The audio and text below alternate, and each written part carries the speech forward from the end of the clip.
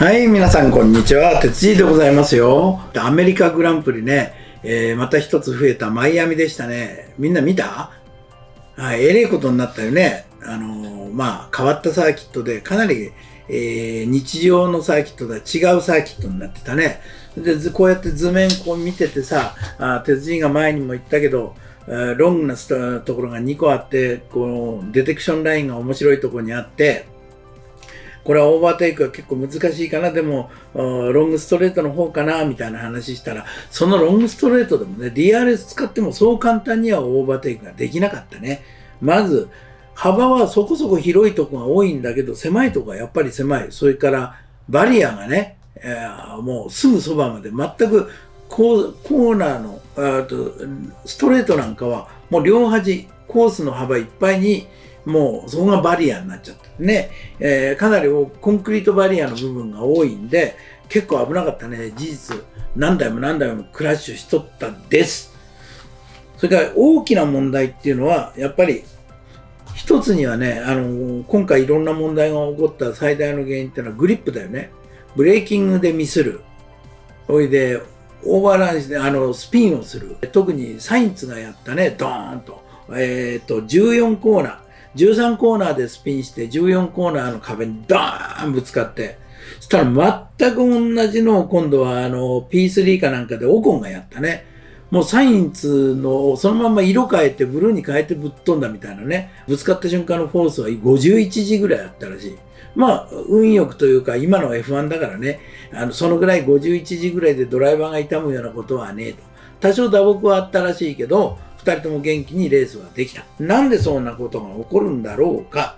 そしたらもう一つ、このサーキットの特徴はターマックなんだね、ターマック。みんなターマックって知ってる？要するに舗装のことなの、表面。ここはね、マイアミってとんでもなく暑いでしょ？レースの時も30何度になってたよね。この時期でよ。これもっと6月、7月、8月の暑い時期になれば40度、50度って温度になるわけ。それは、今回でも50何度の、サーフェステンプ、50度台のサーフェステンプチャーになってる、路面温度になっちゃってるわけ。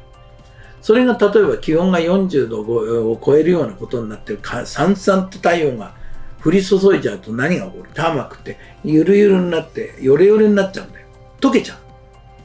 もう暑いところはよく起こるの。だからそれをないように、レーシングサーキットのターマックって特殊なターマックを使ってるのね。舗装をね。それで、ヨーロッパの場合は、こういう石と石がターマックでこうくっついてるね。こう、ペタペタペタペタ。で、間に隙間があって、そこに雨降ったりすると水が中に染み込んでって流れてしまう。サーフェイスに、表面になるべく水たまりが残んないようにしてる。ところが、こういうサーキットは、それをやっちゃうと、溶けちゃって、そのくっつけてる、接着剤に近いようなもんが、コールタールだよね。それが溶けちゃって、その隙間がギューッとなってくると、デコボコになったりいろんなことがある。時には剥がれちゃう時がある。昔、アメリカではダラスっていうところにあったけどね、やっぱり、その頃、スティッキータイヤって言ってね、旧タイヤなんかでバーッと走って熱いもんだから、そのタイヤの方にターマックがくっついて、ベーって剥がされちゃって、はい、一貫の終わりっていうのがあったんだよ。そういう風にならないようにするために、ターマック自体が、舗装の材質自体が、この先と全然違うものなのね。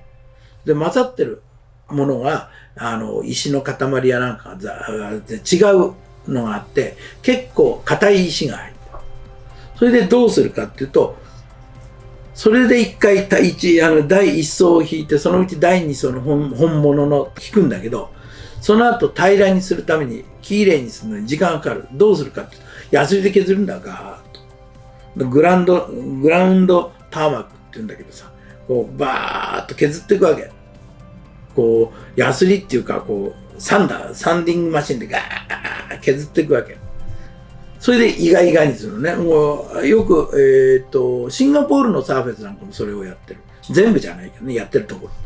そうするとこれがね、すごくタイヤを傷める。それでそこにちょっとホコリやなんか塗ると逆に滑りやすくなる。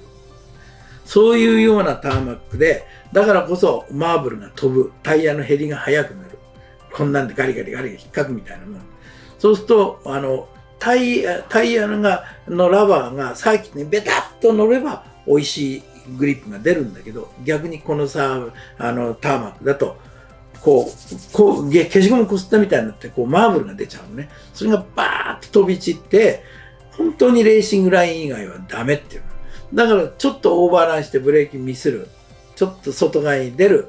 もうグリップしてくんない。そのマーブルに乗る。車が滑る。車が重い。そのまんまゆっくり、もうどうしようもなくダーッといって、その重さのスピードで、重さでコンクリートにぐちゃぐちゃぐちゃぐちゃっと当たると、ああいう大きなダメージが来る。そういう事故が起こると赤旗が出ますよっていうサーキットだったのね。だからそれ今回はそのためにいろんなレースもそうだったね。違うインシデントだったけどね。やっぱりそのサーフェイスから来る、ターマックから来る状況っていうのがいろいろ変わってきた。良くも悪くもいろんなことを起こしてしまった、ドラマを作ってしまった今回のマイアミだったよね。